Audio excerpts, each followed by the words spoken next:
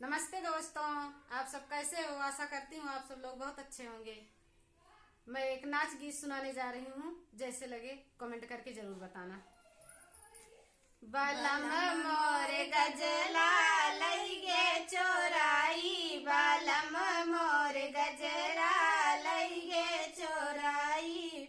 ऊ गजला ना सास ससुर ले, वो गजला ना सास ससुर ले। हमारे जियारा राजा तो पे सुगाई, हमारे जियारा राजा तो पे सुगाई। बालम मोर गजला लइगे चोराई, बालम मोर गजला लइगे चोराई। ऊ गजला ना जेठा जेठान लिहे, ऊ गजला ना जेठा जेठान लिहे। हमारे जियारा राजा तो पे सुगाने, हमारे जियारा राजा तो पे सुगाने। जौने बेड़निया काऊ गजला दीहा, जौने बेड़निया काऊ गजला दीहा। आऊ कैनौ न राजा देत्या बताई, बलम मोर गजला लइगे चोराई।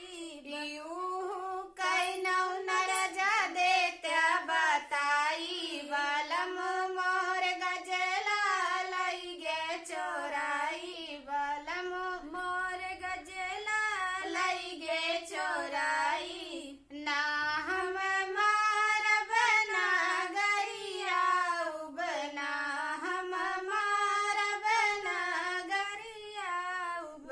उहु कई डेरवा राजा देबै फुकाई, बलम मोर गजला लइगे चोराई। उहु कई डेरवा राजा देबै फुकाई, बलम मोर गजला लइगे चोराई, बलम मोर गजला लइगे चोराई।